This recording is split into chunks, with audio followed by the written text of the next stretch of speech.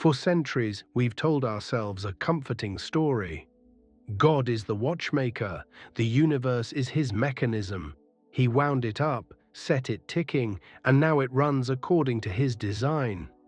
Cause and effect, gears and springs, a cosmic machine with a purpose we can't quite grasp, but one that exists nonetheless. It's a beautiful metaphor, isn't it? It gave us Newton's universe. It gave us order, predictability, meaning.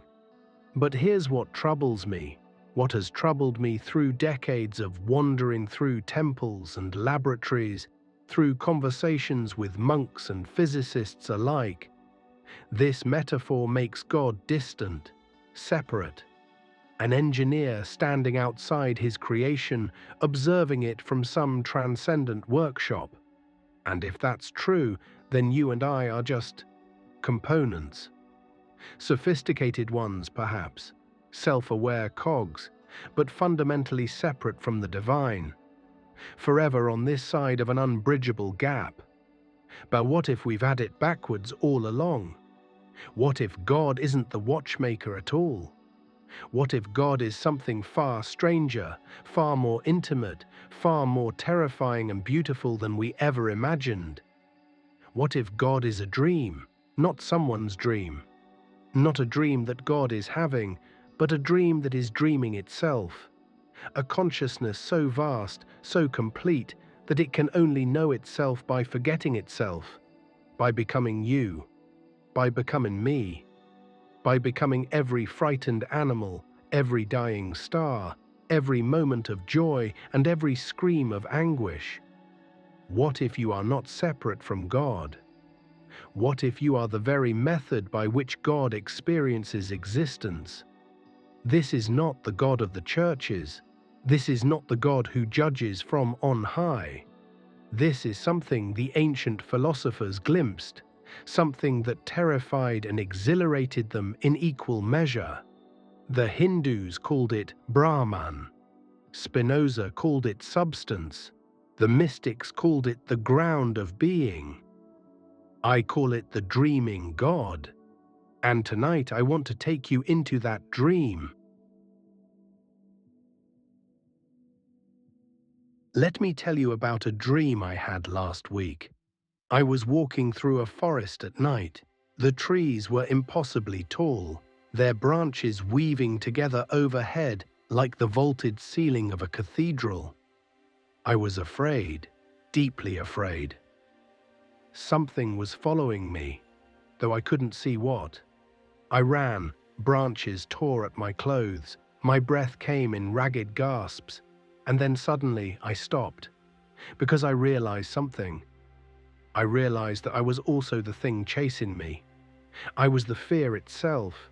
I was the forest. I was the darkness between the trees and the faint starlight filtering through the canopy. The moment I realized this, the dream didn't end. That's what's important. The dream continued, but now with a strange double awareness. I was still afraid. I was still running. But I also knew, with absolute certainty, that I was creating every element of this experience. This is what consciousness does. This is what your consciousness is doing right now. You are generating this entire experience. The sound of my voice, the meaning you're extracting from these words, the thoughts arising in response, the feeling of being a separate self, listening to another separate self. But here's the question that should stop you in your tracks. If you're generating all of this, why don't you feel like you are? Why does it feel like you're passively receiving information from an external world? The answer is both simple and profound, because forgetting is the price of experience. Think about it. If you were consciously aware of creating every sensation, every thought, every perception, you couldn't experience anything. You'd be like an author who can't get lost in their own story because they're too aware of writing it. The magic requires forgetting. The dream requires the dreamer to forget their dreaming. Now scale this up. Scale it up to the level of the universe itself. Imagine a consciousness so complete, so total, that it encompasses everything. Past, present, future. Every possible configuration of matter and energy. Every thought that should ever be thought. Every emotion that could ever be felt. What does such a consciousness do? How does it experience itself? It can't step outside itself. There is no outside. It can't observe itself from a distance. There is no distance. So it does the only thing it can do. It dreams. It fragments. It forgets. It becomes you, experiencing this moment, convinced that you are a separate being, with a history and a future, with desires and fears, with a birth behind you and a death ahead. It becomes the person you love. It becomes the person you hate. It becomes the cat sleeping on your windowsill, and the bacteria in your gut, and the star collapsing into a black hole 13 billion light years away. This is not metaphor. This is not poetry. This is, I believe, the actual structure of reality. The philosopher Alan Watts once said something that haunted me for years. He said the universe is playing hide and seek with itself, and it's so good at hiding that it's forgotten where it is. Now it's searching, with your eyes, with my eyes, with every conscious being that has ever existed. When I first heard this, I thought it was clever, a nice turn of phrase. But the more I sat with it, the more I realized it wasn't just clever, it was describing the fundamental dynamic of existence. Think about a child playing hide and seek. The game only works if there's genuine uncertainty. If the seeker knows exactly where everyone is hiding, there's no game. The forgetting is essential. The not knowing is what makes it real. Now imagine God, not as a being but as the totality of consciousness itself, playing this game. But God can't play with anyone else. There is no one else. There's only God. So God plays with itself. God hides from itself. And the only way to truly hide is to genuinely forget. You are God in deep cover. You are God having forgotten so completely that the very idea seems absurd. You look at your hands, your body, your limited knowledge and power, and you think, me, divine, ridiculous. And that's exactly the point. That's the perfection of the disguise. But here's where it gets interesting. The game isn't just about hiding. It's also about seeking. It's about the slow, gradual remembering. Every moment of insight, every experience of connection, every time you felt yourself dissolve into music or nature or love. Those are moments when the disguise slips, when God catches a glimpse of itself through your eyes. The mystics knew this. They spoke of enlightenment, of awakening, of union with the divine. But they weren't talking about becoming something you're not. They were talking about remembering what you've always been. They were talking about God recognizing itself. And here's the beautiful, terrible truth. The game never ends. Even when you wake up, even when you see through the illusion of separation, the dream continues. Because the dream isn't a mistake to be corrected. The dream is the point. The forgetting and the remembering, the hiding and the seeking. This is how God experiences itself. This is how the infinite becomes intimate with its own nature. You might be thinking, this is just solipsism. This is just saying that I'm the only thing that exists and everything else is my imagination. But that's not what I'm saying at all. Solipsism says you, the ego, the person you think you are, is creating everything. What I'm suggesting is almost the opposite, that the you think you are is itself part of the dream. The ego is not the dreamer. It's one of the dream characters. The real dreamer is the consciousness that underlies everything, the awareness that's aware of your thoughts, your sensations, your sense of self. That awareness isn't personal, it isn't yours. It's the same awareness looking out through every pair of eyes, the same consciousness experiencing itself through infinite perspectives. When I look at you, God is looking at God. When you suffer, God suffers. When you rejoice, God rejoices. There is no separation. There never was. There's only the game of pretending there is. Let me return to that dream I mentioned. The dark forest, the fear, the thing chasing me, because I think it illustrates something crucial about this vision of divinity. When I realized I was both the pursued and the pursuer, both the fear and the one experiencing fear, something unexpected happened. I didn't feel relief. I felt more afraid, because I understood that there was no one to save me, no external God to call upon, no rescue coming from outside the dream. And then, in the dream, I saw a firefly. Just one, its light pulsing in the darkness, and I realized I was that too. I was the tiny light in the vast darkness, and I was the darkness that made the light visible, and I was the seeing of both. This is what I want you to understand. This vision of God, this idea of the dreaming God, doesn't make suffering disappear. It doesn't make fear less real. It doesn't provide easy comfort. In some ways, it makes everything more intense, more immediate, more inescapable. Because if you are God dreaming, then your suffering is God suffering. Your confusion is God confused. Your sense of being lost and alone, that's God experiencing lostness and aloneness.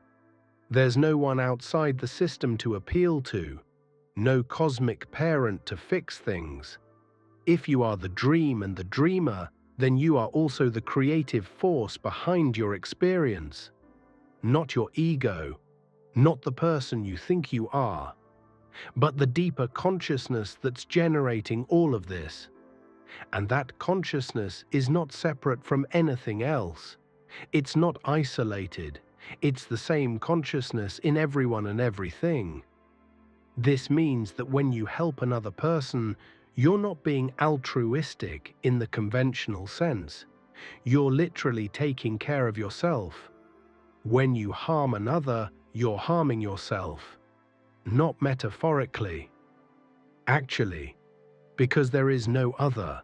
There's only the one consciousness experiencing itself through different perspectives. The firefly in the dark forest, that's you. That's every moment of consciousness, every spark of awareness in the vast darkness of the unconscious universe.